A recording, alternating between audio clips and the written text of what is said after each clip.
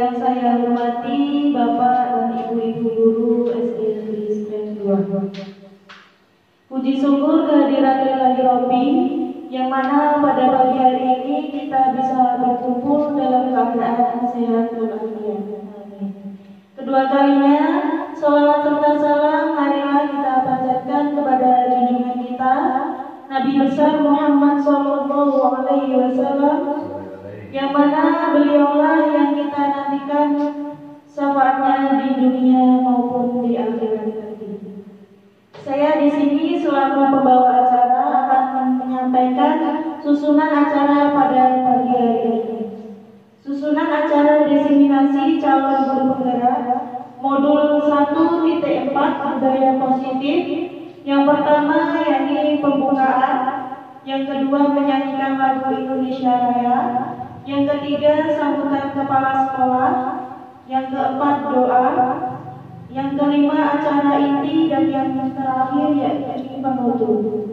Sebelum acara kita mulai, marilah kita buka acara pada pagi hari ini dengan bacaan basmalah. Bismillahirrahmanirrahim. Masuki acara yang kedua yakni menyanyikan lagu Indonesia Raya. Hadirin dimohon untuk berdiri.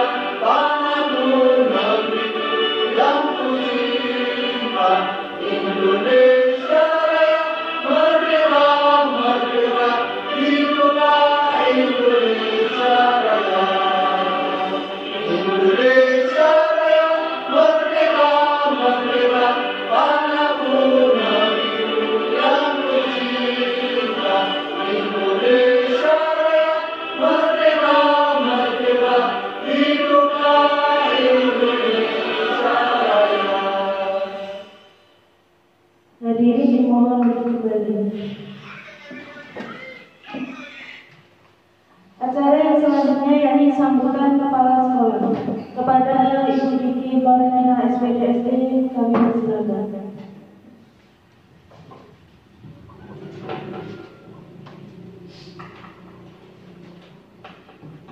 Assalamualaikum warahmatullahi wabarakatuh.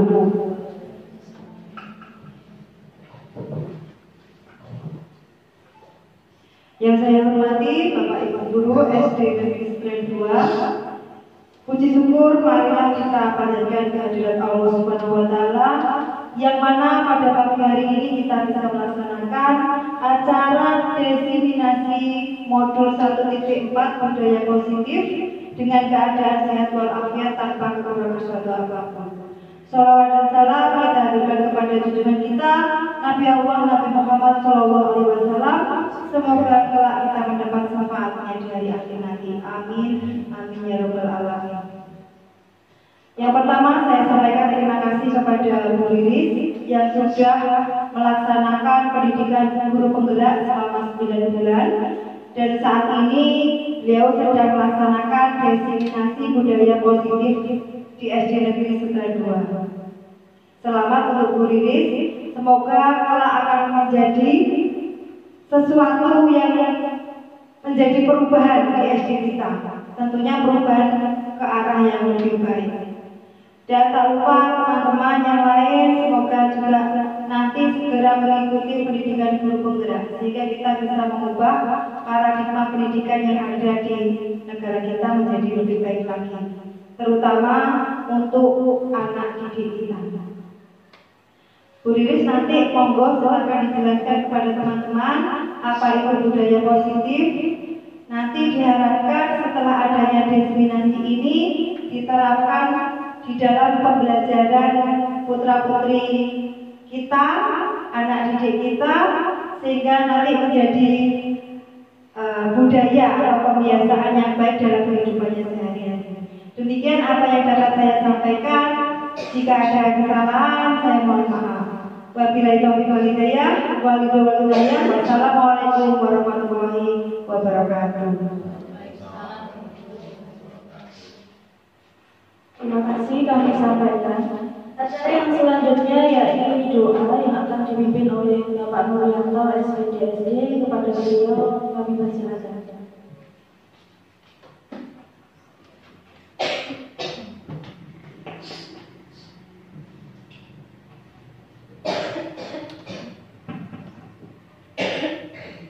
Bismillahirrahmanirrahim.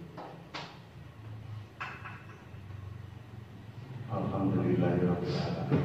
Wassalatu wassalamu ala asyrofil anbiya'i wal mursalin sayyidina wa maulana Muhammadin wa ala alihi washabihi ajma'in. Alhamdulillahirabbil alamin. Hamdan syakirin, hamdan aimin, hamdan yu'afi ni'amah wa yu'afi masyyidan ya rabbana lakal hamdu kama yanbaghi jalali wajhika wa 'azimi sultanik. Allahumma shalli ala Muhammad, Allahumma shalli ala Muhammad, Allahumma shalli ala sayyidina Muhammad wa ala ali sayyidina Muhammad. Allahumma shalli ala Muhammad, Allahumma shalli ala Muhammad, Allahumma shalli ala Muhammad, sayyidina Muhammad wa ala alihi wa sahbihi wa sallam.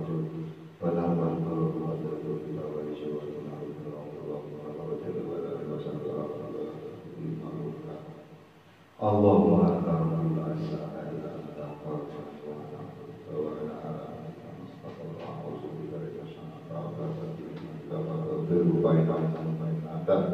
Allahumma inni as'aluka wa a'udzuka wa a'udzuka wa Rabbana hab lana min azwajina wa dhurriyyatina qurrata a'yun waj'alna lil muttaqina imama. Rabbana zalamna anfusana wa lam taghfir lana wa tarhamna wa la takunanna minal khasirin. Rabbana atina fid dunya hasanah wa fil akhirati hasanah wa qina adzabannar. Subhana rabbika rabbil izzati amma yasifun wa salamun ala mursalin walhamdulillahi rabbil alamin.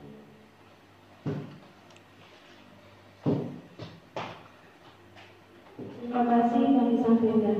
Acara yang selanjutnya yakni acara inti yaitu diseminasi modul 1.4 budaya positif. Sebelum acara ini dimulai, saya selaku pembawa acara mohon maaf yang sebesar-besarnya apabila ada tutur kata atau tingkah laku yang kurang berkenan di hati. Wabillahi taufiq wal hidayah. Assalamualaikum warahmatullahi wabarakatuh. Kepada saudara Kristian Namun SPDSD kami persilakan.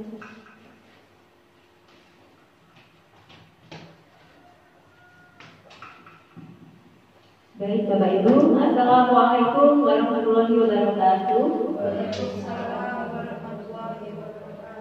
Yang terhormat Ibu Kepala SD Distrik 2 Diki Florentina SPDSD, yang saya hormati Bapak Ibu Guru SD Distrik 2. Puji syukur alhamdulillah pada pagi hari ini kita diberi kesempatan untuk menghadiri undangan diseminasi modul 1.4 tentang budaya positif, ya, dalam keadaan sehat walafiat dan tanpa halangan suatu hal apapun. Kedua kalinya sholawat dan salam senantiasa kita haturkan pada junjungan Nabi Agung Muhammad Sallallahu Alaihi Wasallam, dan semoga kita sebagai umatnya senantiasa mendapatkan syafaatnya baik syafaat di dunia maupun di akhirat kelak. Amin Allahumma amin.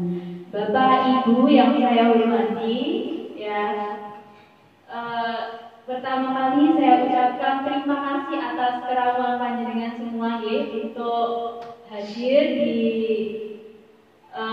diseminasi modul 1.4 ini. Sebenarnya Bapak Ibu ini adalah tugas dari guru penggerak ya, dan saya harus segera menularkan tentang budaya positif ini supaya nantinya bisa untuk segera diimplementasikan ya ke SD negeri Stren 2 ini ya. Dengan harapan semoga nanti bisa membawa perubahan yang baik tentunya untuk SD kita tercinta. Bapak Ibu, pada diseminasi ini yang menjadi inti pada modul ini nanti ada 8 konsep inti pada modul 1-4. Yang pertama adalah perubahan paradigma belajar, yang kedua disiplin positif, yang ketiga nilai-nilai kebajikan, kemudian yang keempat kebutuhan dasar manusia, yang kelima motivasi perilaku manusia, keenam posisi kontrol guru, kemudian yang ketujuh segitiga restitusi, dan yang kedelapan adalah keyakinan kelas. Bapak Ibu, nanti kita akan bahas satu persatu dari 8 konsep inti modul ini ya. Masih semangat Bapak Ibu? Supaya suasana tidak tegang Bapak Ibu, santai-santai saja ya. Nah, kita awali dengan ini ya, SBD dulu ya, supaya suasananya tidak tegang. Mari Bapak Ibu, kita SBD, kita kepalkan tangan saja ya. Kita goyang-goyangkan tangan Bapak Ibu ya. Kita goyangkan tangan ya. Tangan keduanya digoyang-goyangkan, kemudian kita tekan kanan kiri leher kita supaya otot-otot kita yang tegang menjadi kendor ya, supaya pikiran kita bisa plong nanti menerima materi. Oke. Terima kasih Bapak Ibu, tepuk tangan untuk kita semua Bapak Ibu. Oke, saya mulai dari yang pertama adalah perubahan paradigma belajar. Bapak Ibu, perubahan paradigma belajar ini berorientasi pada penguatan kompetensi dan pengembangan karakter. Tentunya pengembangan karakter itu sesuai dengan dimensi profil pelajar Pancasila. Tentunya di sekolah ini sudah ada beberapa sekolah yang sudah menerapkan kurikulum merdeka ya, kelas 1, 2, 4, dan 5. Tentu Bapak Ibu masih ingat apa dimensi profil pelajar Pancasila itu? Ada berapa kira-kira Bapak Ibu? Ada berapa dimensi? Iya, betul 6. Nah, yang pertama adalah beriman dan bertakwa kepada Tuhan Yang Maha Esa dan berakhlak mulia. Yang kedua adalah berkebinekaan global. Kemudian yang ketiga adalah bergotong royong. Kemudian kreatif, bernalar kritis, dan mandiri. Jadi dari ke-6 dimensi ini harus dimiliki oleh seorang murid ya, supaya nanti bisa bisa mewujudkan sesuai cita-cita kita, yaitu anak berkarakter sesuai profil pelajar Pancasila. Nah, kita lanjut Bapak Ibu. Bapak Ibu, kira-kira di layar ini panjenengan apa yang dilihat? Tangan mengepal. Coba di sini Bapak Ibu, saya minta panjenengan untuk mengepalkan tangan semua. Coba kepalkan tangan panjenengan semua, ya. Jadi anggap di kepalan ini adalah kita bayangkan ada sesuatu yang berharga. Ya, ada sesuatu yang berharga dan kita harus jaga Bapak Ibu. Ini adalah sebuah rahasia dan ini saya harus menjaganya dan tidak boleh orang lain itu merebut dari genggaman saya, ya. Meskipun ada orang lain yang membujuk, wah itu berbahaya, di genggaman itu ada mengandung itu berbahaya, bisa membahayakan orang lain. Bahkan ada yang rela menyuap, bahkan menggoda untuk membuka, itu lepaskan saja. Nah, kira-kira kalau di posisi panjenengan, kalau karena ini merupakan suatu berharga, apa yang kira-kira panjenengan lakukan? Apakah panjenengan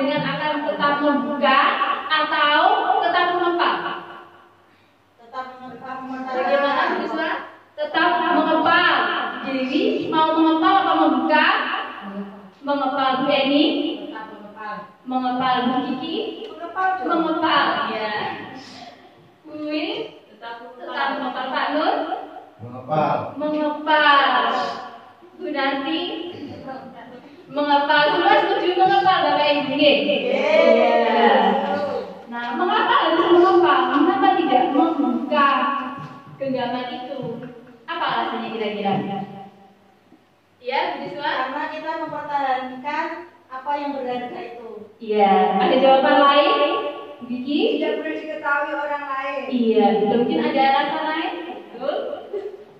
Ya, jadi sebuah genggaman karena itu rahasia, Bapak Ibu ya. Karena itu rahasia hanya kita sendiri yang tahu dan orang lain tidak boleh tahu. Itu sebuah privasi buat kita sendiri ya. Nah, jadi kita tetap mempertahankan genggaman itu. Nah, meskipun ada orang lain yang tadi menyuap, memberikan imbalan atau begini ya, jadi kita tetap mempertahankan. Nah, mengapa Bapak Ibu? Jadi itu intinya Bapak Ibu, sesuatu yang kita ketahui atau menjadi apa namanya tadi? Sesuatu yang rahasia itu menjadi hak kita sendiri. Nah, yang bisa mengontrol itu siapa? Diri kita sendiri atau orang lain? Diri kita sendiri. Kita mau mengepal atau kita mau membuka genggaman itu tergantung diri kita sendiri. Hanya diri kita yang bisa mengontrol itu semua. Jadi ini ada miskonsepsi tentang teori kontrol, Bapak Ibu. Jadi ilusi bahwa guru itu bisa mengontrol murid. Nah, itu adalah sebuah ilusi. Tidak bisa kita mengontrol kamu harus seperti ini, mendikte murid seperti itu tidak bisa, ya. Jadi setiap anak itu punya karakter sendiri-sendiri. Jadi seorang guru hanya bisa mengarahkan, membimbing, ya. Kemudian ilusi bahwa kritik dan membuat orang merasa bersalah itu bisa menguatkan karakter.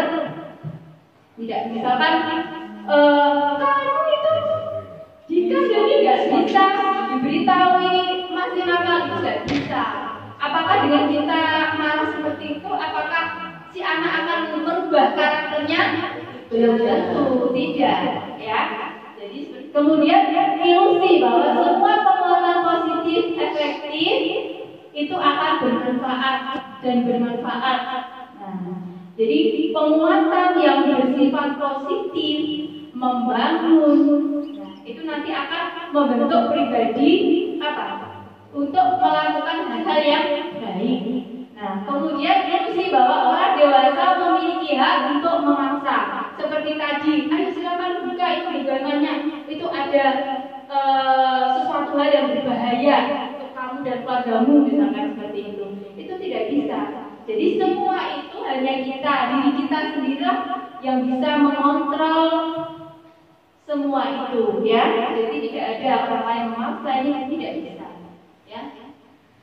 Lanjut, jadi perubahan paradigma stimulus respon dengan teori kontrol. Ini ada perbedaannya tadi ya. Kalau stimulus respon itu kita mencoba mengubah orang agar berpandangan sama dengan kita. Bisa tidak? Tidak bisa. Pokoknya pikiranmu harus sama dengan saya. Nggak bisa, ya. Kalau teori kontrol, kita harus berusaha memahami pandangan orang lain tentang dunia. Karena setiap orang itu punya cara pandang, cara pikir yang berbeda-beda. Kemudian perilaku buruk dilihat sebagai suatu kesalahan kalau stimulus respon, ya. Misalkan sedikit melakukan kesalahan itu sudah dicap buruk seperti itu ya. Nah, kemudian kalau teori kontrol, jadi semua perilaku itu memiliki tujuan. Apa yang dilakukan misalkan kita, anak itu pasti punya tujuan, ya. Kemudian orang lain bisa mengontrol saya, itu kalau stimulus responnya. Tapi kalau menurut teori kontrol itu hanya kita saja, hanya panjenengan saja yang bisa mengontrol diri panjenengan sendiri. Kemudian pemaksaan ada pada saat rujukan yang gagal. Nah, pemaksaan ada pada saat rujukan yang gagal. Seperti tadi dipaksa untuk membuka, tapi tidak mau dipaksa untuk ini pemaksaan ada pada saat rujukan yang gagal. Nah, teori kontrolnya bagaimana? Kolaborasi dan konsensus menciptakan pilihan-pilihan baru. Kemudian model berpikir menang kalah. Saya melakukan ini, saya harus menang. Pokoknya saya nggak boleh kalah. Jadi dia berambisi untuk menang dan kalah. Seperti itu. Nah, teori kontrolnya model berpikir menang. Jadi berpikir positif anak-anak ya. Bapak Ibu ya. Jadi berpikir yang positif. Karena biasanya apa sesuatu yang ada di pikiran kita itu biasanya apa? Menjadi doa kita ya. Jadi kita harus berpikir yang baik supaya yang terjadi itu juga baik. Begitu ya. Kita lanjutkan. Nah, sekarang yang kedua adalah disiplin positif. Nah, apa sih makna disiplin itu? Kalau disiplin kita sering mendengar ya Bapak Ibu ya, disiplin itu taat peraturan. Disiplin. Nah, sebenarnya kata disiplin itu berasal dari bahasa Latin yang berarti disiplina, yang berarti itu belajar ya. Disiplin itu juga berkonotasi dengan disiplin diri siswa. Disiplin diri dapat membuat seseorang menggali semua potensi dirinya untuk mencapai suatu tujuan. Ya, sesuatu yang dihargai dan bermakna. Nah, tujuannya apa? Tujuan dari disiplin itu sebenarnya adalah untuk menanamkan motivasi kepada semua siswa kita agar mereka menjadi orang yang mereka inginkan dan menghargai diri sendiri dengan nilai-nilai mereka yang mereka percaya. Motivasi ini berasal dari diri siswa atau internal sehingga akan berdampak jangka panjang dan tidak akan terpengaruh adanya hukuman. Jadi seperti contoh ini anak-anak ya. Jadi misalkan anak tidak mengerjakan PR atau misalkan anak sering tidak masuk dengan beberapa alasan. Nah, itu untuk menumbuhkan diri disiplin itu sebenarnya kita harus melakukan pendekatan. Nanti ada di bab selanjutnya ya dengan segitiga restitusi. Jadi kita tidak boleh membentak anak dengan memarahinya, tapi kita harus melakukan pendekatan ya. Supaya yang tertanam pada anak itu adalah kalau saya tidak masuk, kalau saya bolos nanti akan ketinggalan pelajaran. Nah, bukan karena saya takut, misalkan Pak Lom datang, saya nanti nggak datang gimana ya? Ada begini nanti gimana kalau saya nggak datang, saya tahu dimarahin. Tapi jangan ada pikiran seperti itu. Jadi itu adalah motivasi internal dari anak itu sendiri. Saya harus masuk. Saya harus mengerti pelajaran dengan baik. Saya harus mengerjakan PR. Nah, seperti itu ya.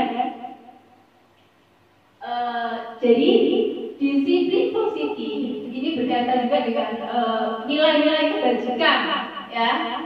Apa nilai kebajikan itu? Nilai kebajikan adalah sifat-sifat positif manusia. Sebentar kalau ibu catat.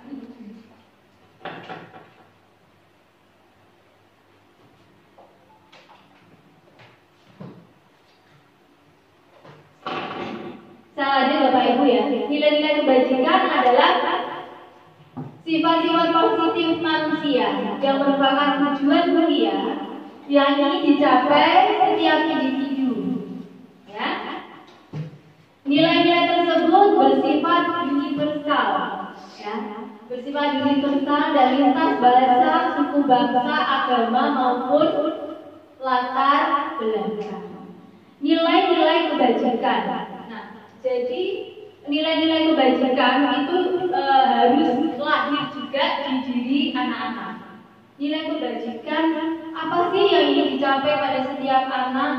Sebenarnya seperti ini ya tujuan dari Bapak Hajar Dewantara bahwa anak harus memiliki karakter atau anak itu harus sesuai dengan karakter profil pelajar Pancasila. Dan nilai kebajikannya diantaranya adalah apa yang ada di profil pelajar Pancasila itu ada beriman dan bertakwa. Nah, dari beriman dan bertakwa ini diambil nilai kebajikannya apa? Misalkan sholat tepat waktu, misalkan jujur, itu adalah nilai-nilai kebajikan yang terkandung dalam profil pelajar Pancasila.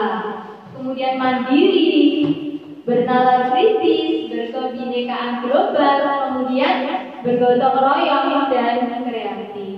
Tentunya banyak sekali nilai-nilai kebajikan yang bisa kita terapkan ya supaya anak didik kita melakukan perbuatan yang baik sesuai nilai kebajikan yang ada. Nah, kita lanjut Bapak Ibu. Apakah masih semangat Bapak Ibu? Masih. Jadi berikutnya adalah tentang kebutuhan dasar manusia.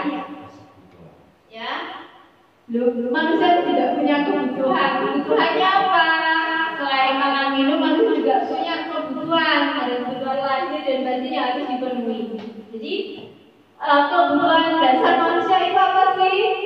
Nah, jadi seluruh tindakan manusia itu memiliki tujuan tertentu. Semua yang kita lakukan adalah usaha terbaik kita untuk mendapatkan apa yang kita inginkan. Ketika kita mendapatkan apa yang kita inginkan, sebetulnya saat itu kita sedang memenuhi satu atau lebih dari satu kebutuhan dasar. Itu tidak hanya pada anak-anak Bapak Ibu, pada diri kita sendiri juga, kita juga memiliki kebutuhan dasar yang harus kita penuhi, ya. Jadi apa sih kebutuhan dasar manusia itu? Nah, yang pertama ada 5 kebutuhan dasar manusia. Yang pertama adalah kebutuhan untuk bertahan hidup.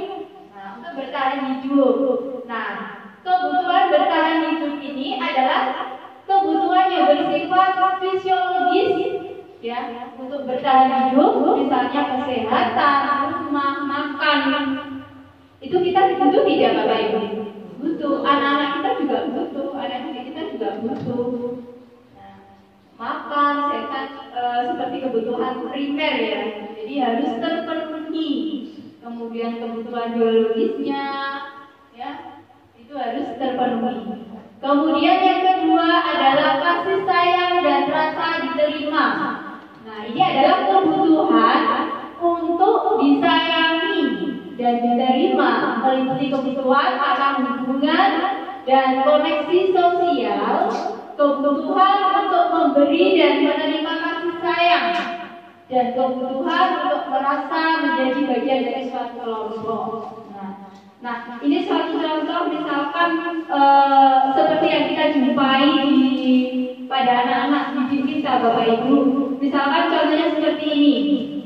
Ada yang di rumah dia kurang mendapatkan mungkin karena faktor keluarganya kurang mendapatkan kasih sayang, ya, kurang mendapatkan perhatian dari keluarganya.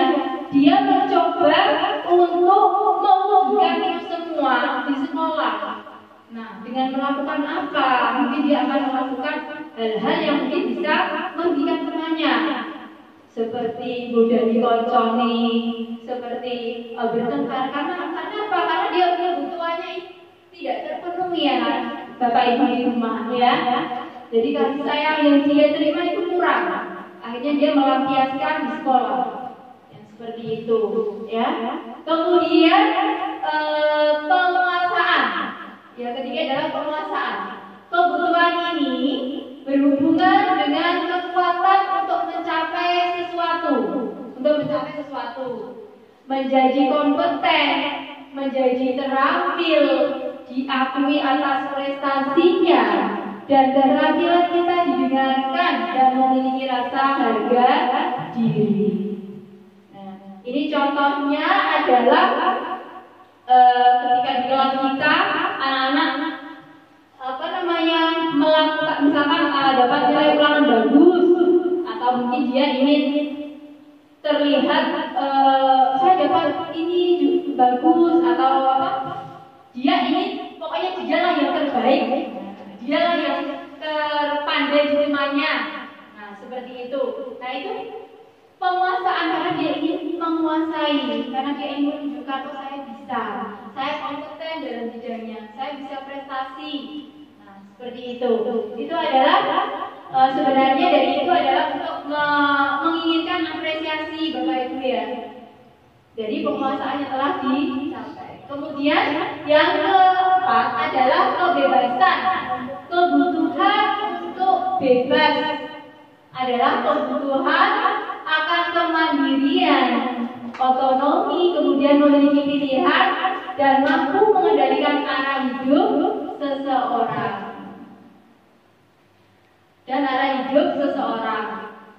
Bapak Ibu, kebebasan ya. Jadi di sini adalah bebas. Setiap anak tentunya memiliki, saya ingin bebas melakukan apa yang saya inginkan. Kadang bertengkar, kemudian melakukan hal-hal yang merugikan temannya. Contohnya dari hal-hal yang dilakukan oleh anak-anak itu, ya hal-hal yang dilakukan oleh anak-anak itu, tentunya meskipun dia melakukan kebebasan, meraih kebebasan itu, tentunya harus selalu berpegang bahwa kebebasan yang dilakukan itu adalah kebebasan yang baik dan tidak merugikan temannya. Seperti itu. Kemudian yang kelima adalah kesenangan. Kebutuhan akan kesenangan adalah kebutuhan untuk mencari kesenangan, bermain dan tertawa. Jadi kita sendiri pun juga butuh refreshing. Kalau misalkan kita lagi capek, butuh istirahat, ya. Begitu juga dengan anak-anak. Anak-anak kita juga selain belajar juga butuh bermain dengan temannya, ya, untuk meluapkan rasa ini ya, capeknya, mungkin penatnya, ya. Nah, supaya dia bisa tertawa, bisa happy, ya, senang. Begitu Bapak Ibu, saya lanjutkan. Nah, jadi 5 kebutuhan dasar tadi sudah. Kita lanjut ke teori motivasi perilaku manusia. Jadi motivasi itu ada yang motivasi internal dan ada yang eksternal.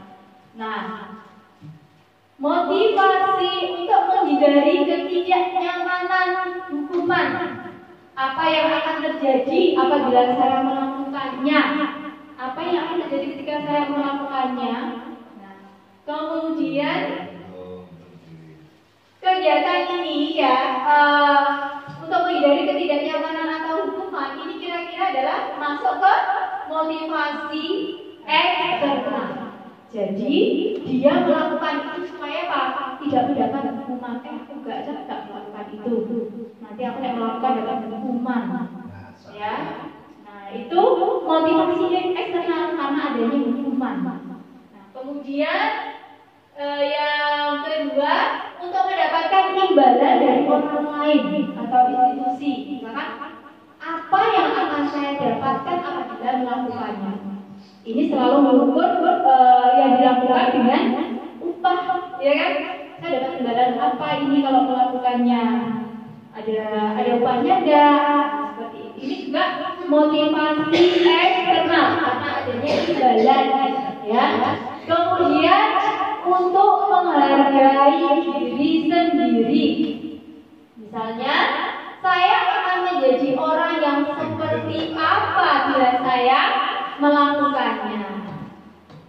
Saya bertengkar dengan teman. Kira-kira nanti kalau saya bertengkar, saya ini sebenarnya mau jadi apa ya kalau bertengkar? Nah, saya sering bosan. Saya mau jadi apa nanti kalau sering bosan seperti ini? Nah, jadi seperti ini, menghargai diri sendiri ini adalah menghargai diri sendiri ini. Nah, ini termasuk motivasi internal. Itu kesadarannya tumbuh dari diri sendiri sendiri, tidak karena adanya tidak ada hukuman atau faktor-faktor eksternal lainnya. Tapi dia sadar bahwa yang dilakukan itu adalah ini tidak baik, saya tidak boleh melakukannya. Seperti itu. Itu adalah jenis motivasi internal. Jadi motivasi internal ini nanti akan mewujudkan tujuan daripada disiplin positif. Saya ini berikan perbedaan Bapak Ibu. Sebenarnya apa sih perbedaan hukuman dan konsekuensi itu? Nah, hukuman itu adalah sesuatu yang meyakinkan harus terjadi, itu hukuman. Saya tidak melakukan, misalkan tidak melakukan tugas. Kalau kamu tidak melakukan tugas, sudah berdiri sana di halaman, itu sebuah hukuman Bapak Ibu. Ya, terlambat, sana lari, cari lapangan, itu termasuk apa? Hukuman. Kalau konsekuensi, nah itu sesuatu harus terjadi. Kalau konsekuensi itu ada kesepakatan, ya.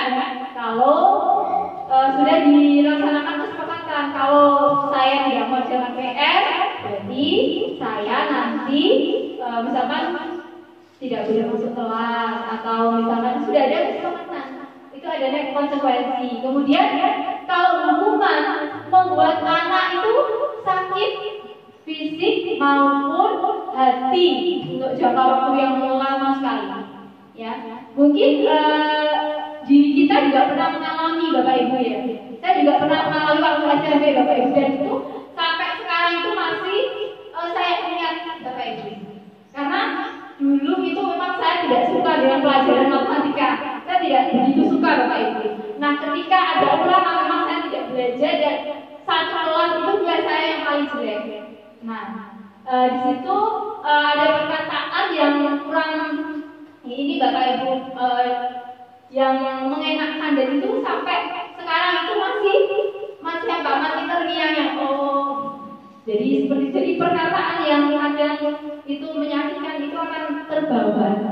Nah, jadi Bapak Ibu, itu ada juga pelajaran bagi kita untuk apa? Untuk mengucapkan hal-hal yang baik, ya. Kemudian membuat anak merasa tidak nyaman dalam jangka waktu pendek. Karena ada konsekuensinya, sudah melakukan kesepakatan tadi tidak enak, ya. Kemudian kalau bukan anak membenci kedisiplinan, misalkan kamu hari Senin harus memakai sabuk, tidak memakai, ya sudah nggak usah itu upacara. Nah, itu kan hukuman, dan hukuman itu biasanya memaksa dan tiba-tiba langsung kalau hukuman itu, ya. Kemudian kalau konsekuensi itu ada stimulus atau tanggapan, ya, ada tanggapannya. Kemudian mendorong anak menyakiti diri sendiri, mendorong anak menyakiti diri sendiri. Nah, akhirnya apa? Mendorong anak menyakiti diri sendiri. Dia akan melakukan sesuatu yang membahayakan dirinya sendiri. Kemudian kalau konsekuensi mendorong anak agar mudah menyesuaikan diri, ya. Oh, saya tidak boleh melakukan ini, nanti saya dapat konsekuensinya ini, ya. Kemudian konsep diri yang buruk, nah, karena adanya takut pada hukuman tadi, ya, karena ada hukuman tadi. Konsep diri buruk, kemudian konsep diri yang baik. Nah, ini sudah jaga-jaga. Oh, ada konsekuensi ini, saya tidak boleh melakukan yang seperti itu, misalnya hal yang buruk. Nah, kemudian anak belajar untuk menyembunyikan kesalahan. Misalkan kamu menyontek, ya Mas Adi. Tidak Bu, saya tidak menyontek. Nah, itu dia menutupi kesalahan, ya, menutupi kesalahan karena apa? Takut dihukum.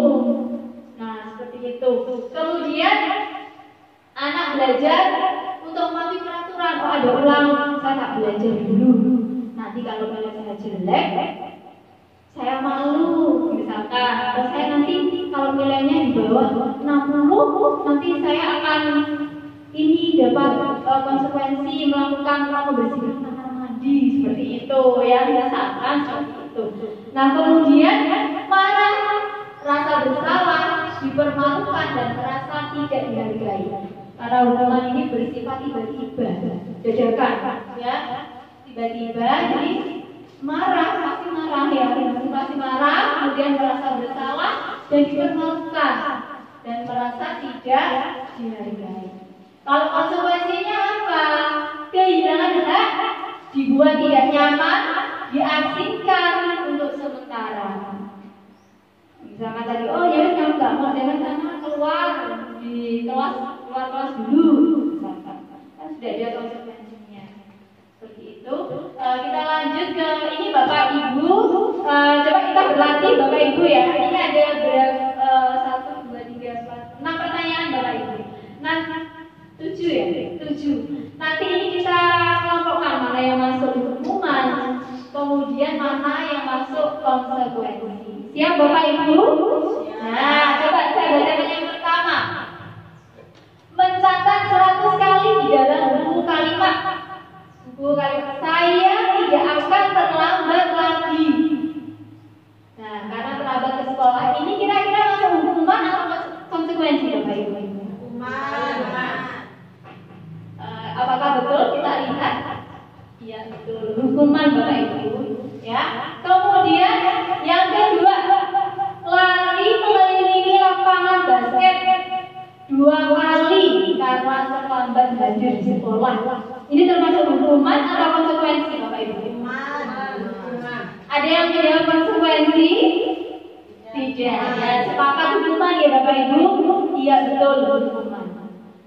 Kemudian yang ketiga, murid diminta untuk push up 15 kali karena tidak menggunakan masker ke sekolah. Ini misalkan kalau pas pandemi dulu ya. Nah, ini termasuk hukuman atau konsekuensi? Hukuman. Kita lihat hukuman Bapak Ibu. Kemudian menggantikan kertas tugas teman yang telah dicoret-coret. Kita lihat konsekuensi. Jadi sudah dia melakukan ini karena harus mengganti kertas ulangnya robek, harus dicoret-coret kemudian harus diganti. Kemudian membersihkan tumpahan air di meja tulis karena tersenggol pada saat belajar. Konsekuensi. Kita lihat 1, 2, 3 konsekuensi. Betul Bapak Ibu, pinter-pinter. Kemudian selanjutnya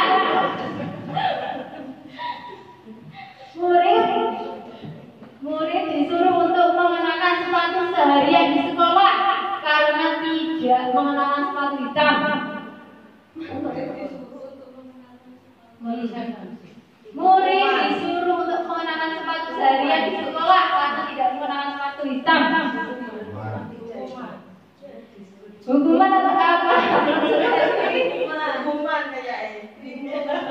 Hukuman. Kita lihat 1, 2, 3. Hukuman. Ya. Kita lanjut. Lari mengelilingi lapangan basket 2 kali karena terlambat 10 menit untuk pelajaran PJOK. Nah, kita lihat. Coba yang jauh rumah tangan-tangan Bapak. Separuh. Yang konsekuensi. Sepakat konsekuensi ya Bapak Ibu. Oke, konsekuensi. Karena pada pelajaran PJOK. Pinter-pinter Bapak Ibu. Guru di bawah. Kita lanjut ya. Nah, sekarang kita masuk ke 5 posisi kontrol yang harus dimiliki oleh guru. Jadi 5 posisi kontrol itu adalah yang pertama adalah sebagai penghukum, ya, kemudian membuat orang merasa bersalah, teman, pemantau, dan manajer. Penghukum, ya, ini ada identitas gagal dan identitas berhasil atau sukses. Kalau identitas gagal itu biasanya masuk pada ini. Guru sebagai penghukum, membuat orang bersalah. Nah, kalau berhasil itu sebagai teman dan kemudian pemantau dan yang paling bisa mengontrol diri, ya, menjadikan anak berhasil dan sukses itu adalah guru sebagai bisa menghargai diri sendiri atau posisinya sebagai manajer. Nah, saya ilustrasikan Bapak Ibu ya. Di sini misalkan sebagai penghukum menghaji, menunjuk-nunjuk, menyakiti, menyindir. Nah, contoh yang dikatakan adalah kalau kamu tidak melakukannya, awas ya, rasakan. Nah, ada kayak seperti ini. Nah, jadi ini adalah guru sebagai penghukum. Nah, apa yang dihasilkan kalau seperti ini? Maka akan memberontak, Bapak Ibu. Anak akan memberontak, menyalahkan orang lain dan suka berbohong. Nah, ini ya. Jadi kaitan yang dilakukan itu murid maka meletakkan guru di luar dunia yang berkualitas. Murid akan berkata, biarkan saja. Nanti juga marah-marah lagi. Nah, seperti itu. Dampaknya apa? Maka dampak pada murid dia akan melakukan kesalahan lagi dan lagi, ya. Nah, sekarang sebagai pembuat orang bersalah, merasa bersalah. Misalkan guru berceramah dan mengatakan seharusnya itu kamu begini, seharusnya kamu jangan nakal seperti ini, nanti bisa merugikan temannya. Nah, misalkan seperti itu, ibu kecewa dengan apa yang kamu lakukan. Nah, seperti itu juga membuat dia merasa bersalah. Nah, kemudian guru berkata, kamu seharusnya kamu sudah tahu ibu lelah sekali. Kemudian mengoloknya, ibu stres kalau kamu seperti itu. Nah, seperti itu. Nah, hasilnya apa? Menyembunyikan, menyangkal dan berbohong. Itu akan yang dilakukan anak ya nantinya. Kemudian apa image anak kita? Murid akan meletakkan guru di dalam dunia berkualitas seperti itu.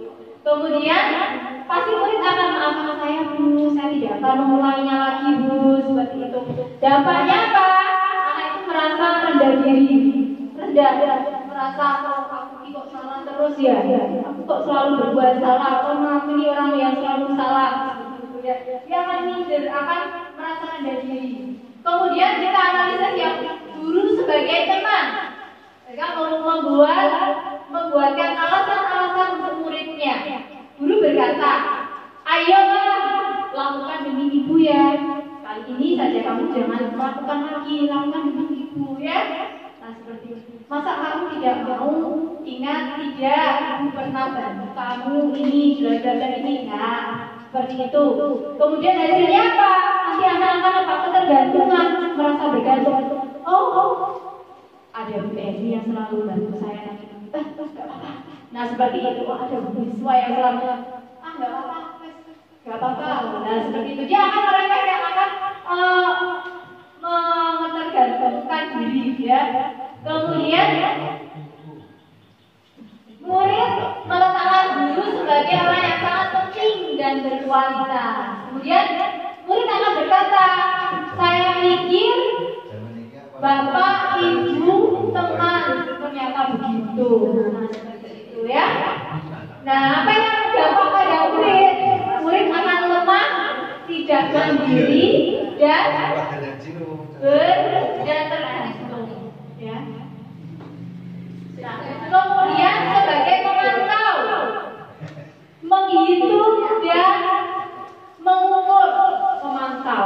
Misalkan pagi Pak sudah di depan Pak. Kok saya datang terlambat? Siapa yang datang terlambat sudah dipantau satu-satu.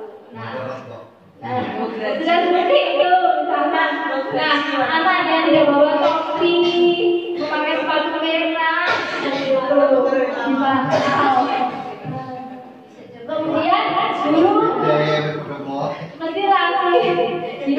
Apa peraturannya sekarang? Kenapa kamu pakai sepatu merah?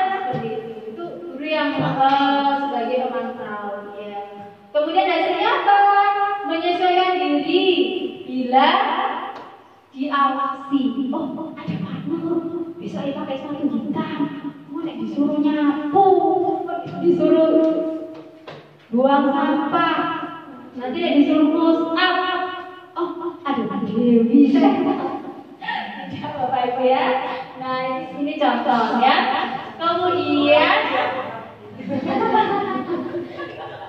Kemudian murid akan berkata bagaimana? Murid akan berkata, berapa banyak bintang yang saya harus peroleh, berapa halaman yang harus saya tulis. Misalkan ada hukuman yang mengharuskan dia melakukan hal seperti misalkan menulis atau mungkin menghitung, ya seperti ini ya. Kemudian jawab pada murid apa? Dia akan menitik beratkan pada sanksi atau hadiah untuk dirinya. Nah sekarang ini adalah posisi yang membuat anak belajar atau proses kontrol diri dari dalam. Nah dari dalam ini guru berbuat mengajukan pertanyaan, ya. Jadi guru mengajukan pertanyaan. Kemudian contohnya apa yang kita yakini, ya, apa yang bisa kau kerjakan untuk memperbaiki masalah ini, seperti itu. Kemudian hasilnya itu akan menguatkan pribadi anak. Jadi kita mencari tahu dulu, ya, mencari tahu dulu apakah yang dilakukan sudah sesuai dengan kesepakatan yang sudah dibuat, seperti itu ya. Kita menanyakan dulu, kemudian baru mengidentifikasi kenapa mereka melakukan kesalahan. Kemudian murid berkata, bagaimana caranya saya bisa memperbaiki keadaan ini. Jadi dalam posisi manajer ini murid melakukan kesalahan dan kita gali, nanti murid akan membuat solusi sendiri atas penyelesaian dari masalah yang telah dilakukan. Nah, dampak pada murid apa? Mengevaluasi diri, bagaimana cara memperbaiki diri. Nah, kemudian ini ada lagi Bapak Ibu, mari kita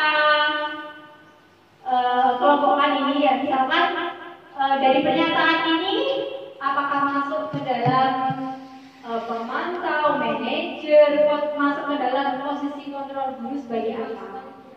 Ya, saya bacakan Bapak Ibu, saya kecewa sekali dengan kamu. Ini masuk posisi guru sebagai apa? Ini apakah penghukum, membuat orang merasa bersalah, teman, atau pemantau, apakah atau juga manajer? Kira-kira masuk ke dalam apa? Saya kecewa sekali dengan pembuat orang. Oke, sudah kunci dulu jawabannya. Kemudian yang kedua, kamu tidak pernah benar melakukannya. Termasuk apa? Kamu ini gak tahu benar. Nah, seperti itu ya. Ini termasuk apa? Anur kira-kira apa?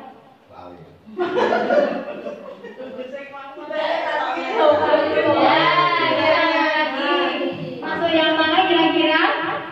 Kamu tidak pernah benar melakukannya. Pemantau. Bumi kira apa Bumi?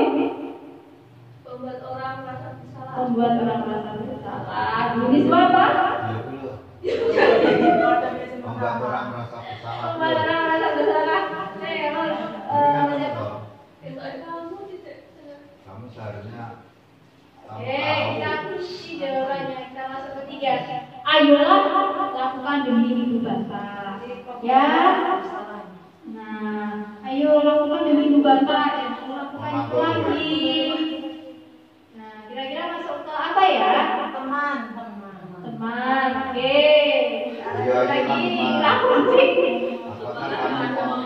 Apakah kamu mau mendapatkan stiker bintang hari ini? Jadi siapa yang mau stiker? Pemantau. Bukan lagi, oke. Pemantau kayaknya. Pemantau, oke, kita kunci. Lanjut. Bagaimana kamu bisa menyelesaikan masalah ini? Sebagai manajer. Oke. Yang terakhir, kamu selalu yang paling terakhir. Nah, posisi sebagai apa itu? Saya mikir. Sebagai apa? Ada kena kamu. Kamu selalu paling terakhir. Ini berarti ganti dengan data terakhir. Apa kira-kira?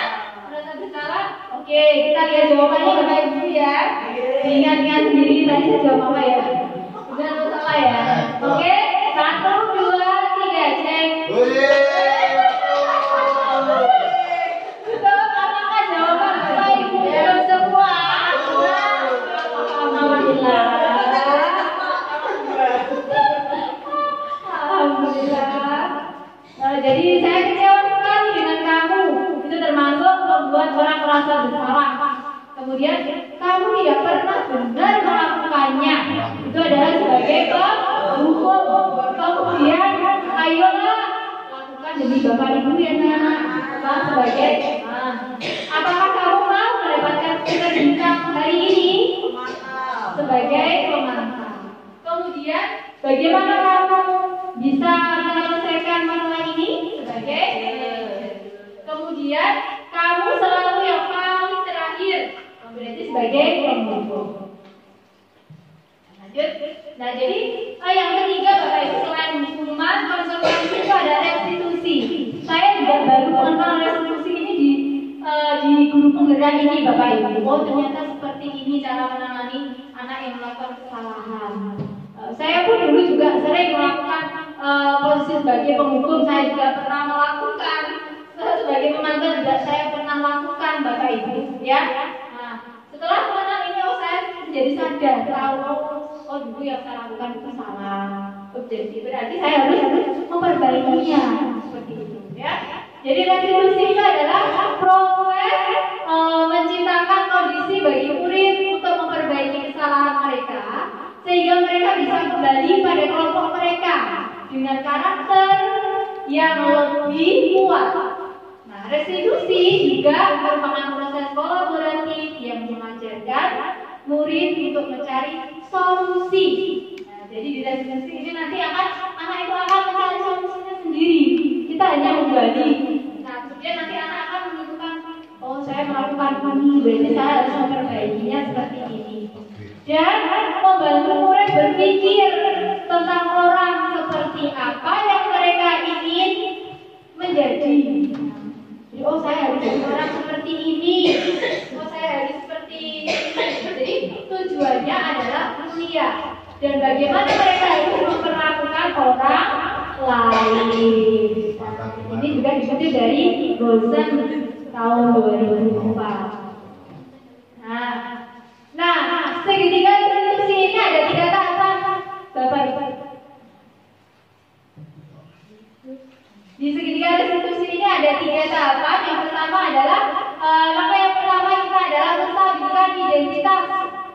Kemudian validasi tindakan yang salah, dan yang terakhir adalah menanyakan keyakinan, Bapak Ibu.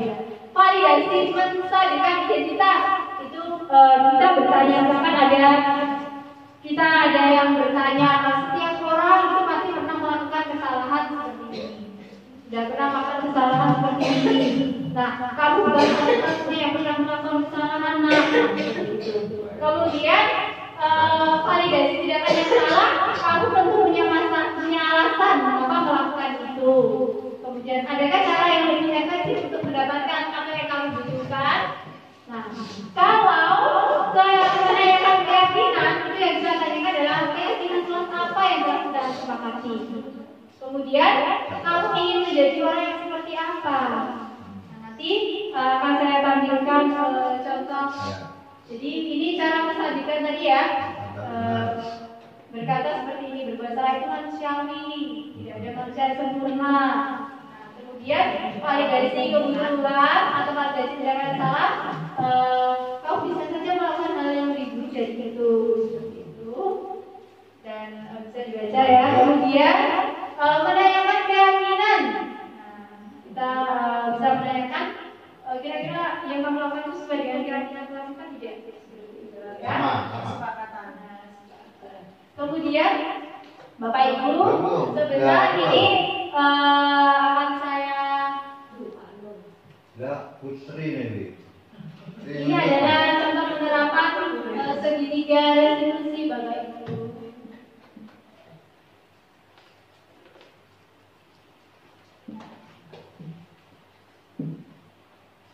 Jadi nak gorengan apa Putri dulu tuh.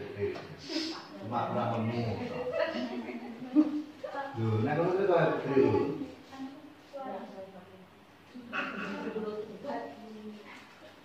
Jangan mereka capek di kolam mau.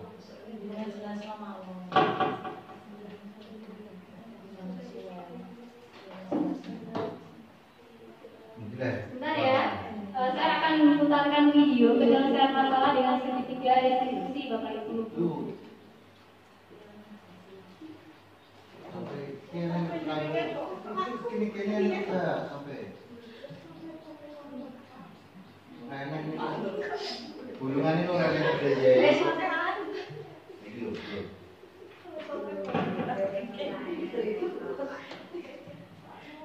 Tak naik. Masih topik di sini lah.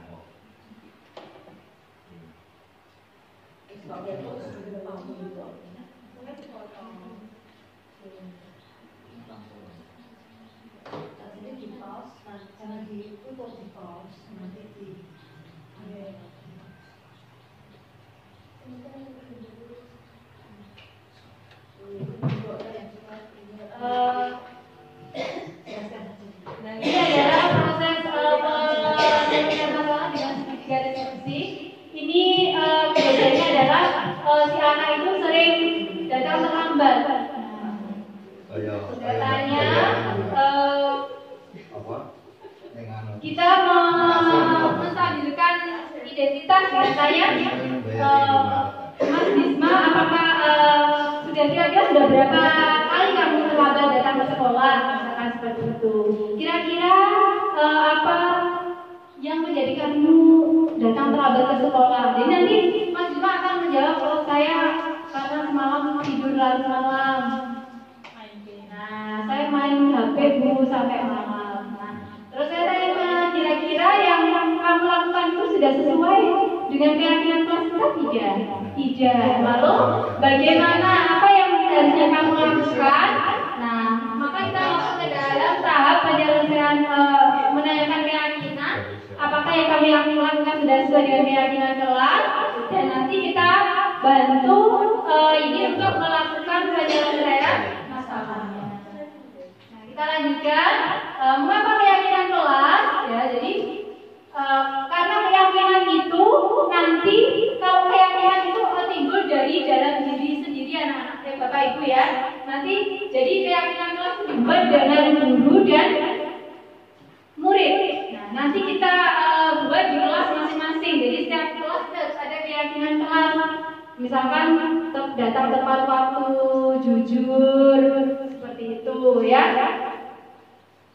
Kemudian hormat pada guru, tidak boleh bertengkar.